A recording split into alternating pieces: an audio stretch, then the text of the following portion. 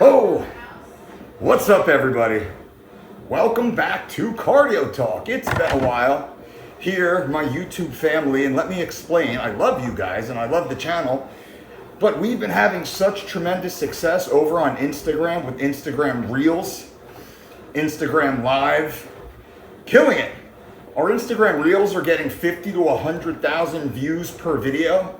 We have some videos that are over 1 million views in the last month. We really have done well over on Instagram, and it's simply a matter of exposure, just so you understand. But here, more YouTube video is coming, more YouTube content is coming, and I will continue. So this message, Cardio Talk. The weather's changing a little bit. You might see me here on the pre-courts, just a little easier to do around the house. I can get on the elliptical, get my cardio in, but I can chat with you during this period of time. So feel free to ask any questions while I'm crunching away. And fat loss strategies. We're talking about fat loss once again. And remember, we differentiate between fat loss and weight loss. What's up, Seth? Good to see you, brother. Now, I don't care about weight loss. Weight loss doesn't matter. And in fact, if we only focus on weight loss, you're probably setting yourself up for failure. Paul K, Coach, what's the best way to send you a note? On Instagram, if you can, Paul. If you can just send me a DM on Instagram, that's the best way. I answer every single message on Instagram every single day. I read them personally. I answer them personally. So anybody, contact me on Instagram, send me a DM on Instagram, ask me any question, and you'll get an answer directly from me. Now, if we're using just the scale to determine whether or not we're successful, that's wrong. The scale is the 7th criteria on our list, right? The first one, when you're on a weight loss / fat loss journey, the first question we ask is the most important one. How do you feel? I don't care what the scale says. How do you feel? If you say, well, I feel bad, I feel worse, I feel sluggish, I feel groggy, I feel foggy, I feel tired, well, that's bad. The scale then doesn't matter, right? This is the first point here. Do not judge your success by what the scale says. We must first determine if we feel good or not. So now, number 2, how do you perform? So it's how do you feel? Well, how do you perform? How are you performing at home? How are you performing at work? How are you performing in the gym? How are you performing in life? Is your performance improving? Are you a better husband? Better father, better friend, better boyfriend, girlfriend, better neighbor, better teammate, better boss, better employee, better coworker? If these answers are going up and it's a yes, we're doing well. If you say, well, I've lost 5 pounds on the scale, but boy, I'm just an a-hole at home. I'm short-tempered, I'm impatient, I'm just not getting anything done at work. Well, we gotta stop and reevaluate once again. Right, we're going through the hierarchy of progress on a fat loss program. So, once again, how do you feel? How are you performing? How is your daily energy? Do you feel energized throughout your day? And this is where I butt heads with a lot of the calorie counters. How's your energy? You should have sustained energy throughout your day. You should have clean burning energy throughout your day. You should feel energized throughout your day. If you are following a fat loss program, and if you are struggling to have energy during your day, we have to stop once again and reevaluate. Don't listen to all the calorie counters that simply tell you cut calories. That's easy. That is the easiest, albeit worst possible advice. Because cutting calories does what? It robs you of energy. Why is this? Because a calorie is a unit of measurement to define energy. 1 calorie contains a finite amount of energy. That's what a calorie is. So if you say, man, I got no energy. Well, what's the point of it then? Then you can't exercise. You can't go to the gym. You can't work out. You can't run on the beach. You can't play in the sand. You can't go for walks with your family. You can't do your responsibilities around your house. So what's the point of it, right? So you reevaluate and retweak.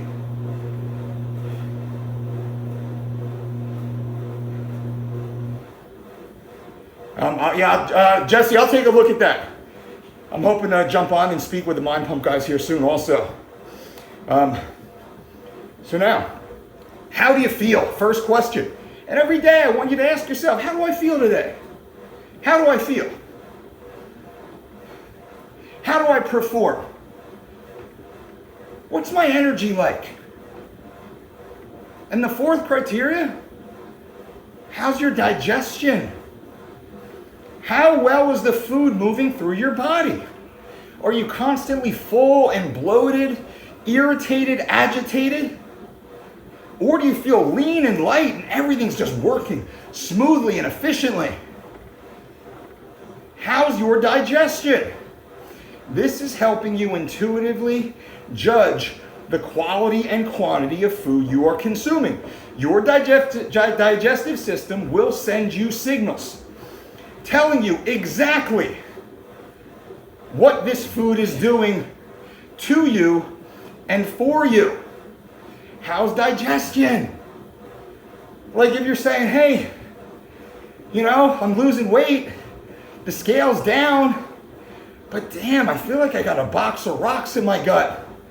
Like I'm just always kind of bloated all the time. And this happens to most of the macro counters. This happens to people who are eating the 0-calorie snack packs, the diet sodas, the 0-sugar maple syrups.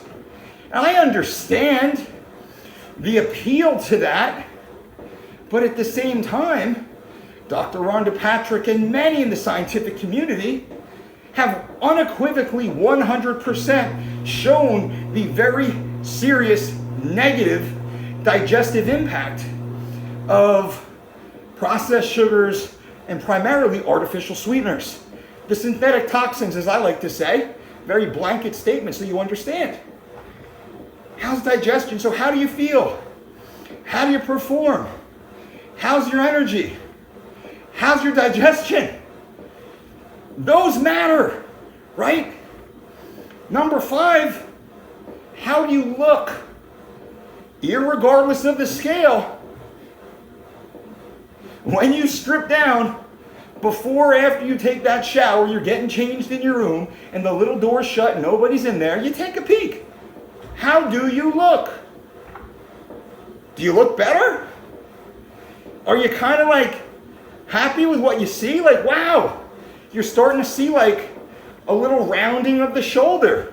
You're starting to see a little bit of separation, between that anterior deltoid and the pec. You're starting to see those shadow abs come in. You're starting to see just that little bit of now shape and healthy curvature, or maybe even more so.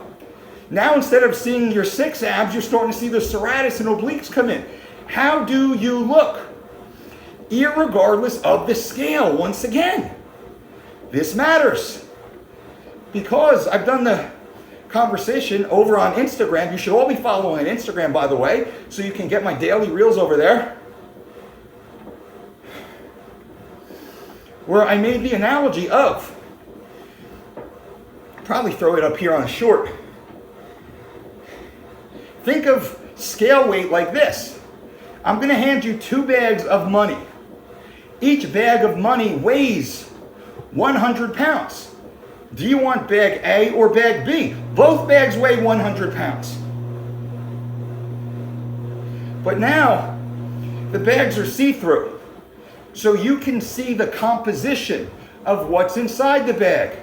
Bag A is 100 pounds of pennies. Hey, not bad. Bag B is 100 pounds stuffed with $100 bills. Which bag do you want?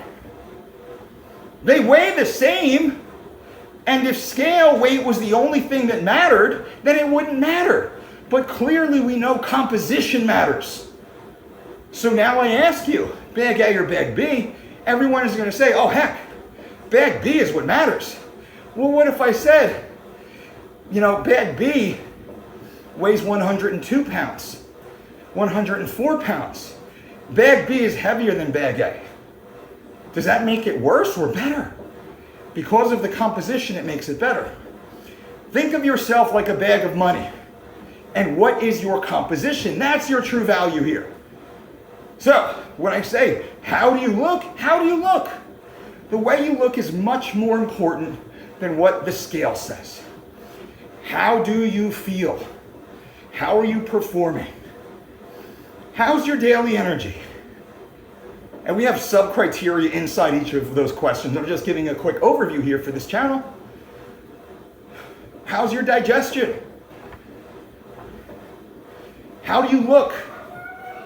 How do your clothes fit? That matters.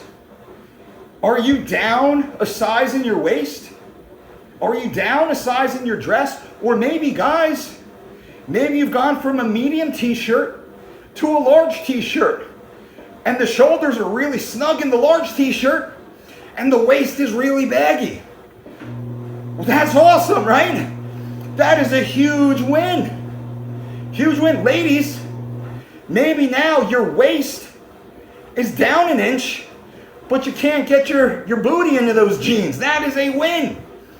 The way we distribute this weight matters. How do you feel? How do you perform? How's your energy? How's your digestion? How do you look? How do your clothes fit? Number 7 is, what do you weigh? That's a piece of the puzzle. It matters. We should know it. We should be aware of it. We should weigh ourselves a minimum of twice per week. Just like we look at our bank balance, right? We should be aware of the impact of our lifestyle choices on our total body weight, but also on our composition, also on our performance, also on our energy levels, also on our digestion. So what I want you to do is I want to walk you through this intellectual hierarchy of weight loss so you can determine whether or not you're losing the right amount of weight from the right areas. Because weight loss is fat loss. Fat loss is the goal. Scale is not the goal. Now let me answer any questions here.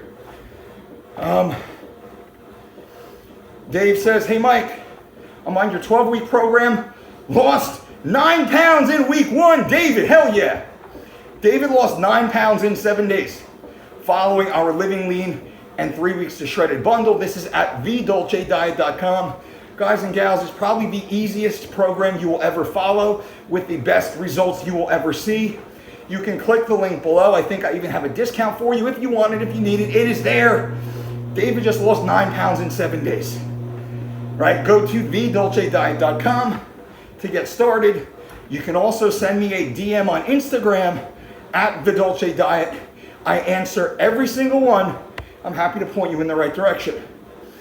Mike says, I absolutely love what you speak about, man. You're 100% on target, and I use your words to help me and share it with so many people all the time. You speak true words that leads to true holistic results. That's why I'm here, brother. That's why I'm here. I'm here for you. Says I would wish Rogan would have you back. Maybe. Might get on there soon. Sooner rather than later. Who knows? James, hey brother. Do you have any experience with extended fasting for autophagy? I do, James. I'm not a fan. I'm not a fan. What's the point? Are you eating a high net nutrient, healthful, whole food diet regularly? Are you avoiding synthetic toxic chemicals? Are you avoiding alcohol, cigarettes, recreational drugs? Are you sleeping 7.5 to 9 hours per night? Are you managing external stress? Are you getting comprehensive blood work, a minimum of twice per year, depending upon age? If you're not doing any of that stuff first, you have no business starving yourself because you heard the term autophagy on some podcast. That's the real of it, right? That's the truth. Do all those other things first, and then we can determine whether or not you have some sort of health condition that we would ever consider the niche concept of extended day fasting. Honestly, the benefit is so minuscule and rare. If you ask nearly every single centenarian, if you ask any one of the highest living folks who have ever walked the planet, how much of their time they spent fasting, you will have a near zero response. Well, that's something to consider.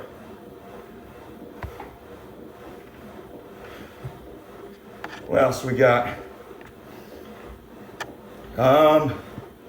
So Mind Pump recently had Jason Phillips on, and he was preaching how you cannot pursue performance, longevity, and aesthetics at the same time. It's very odd I reach all three. Yeah, I agree. I didn't hear that.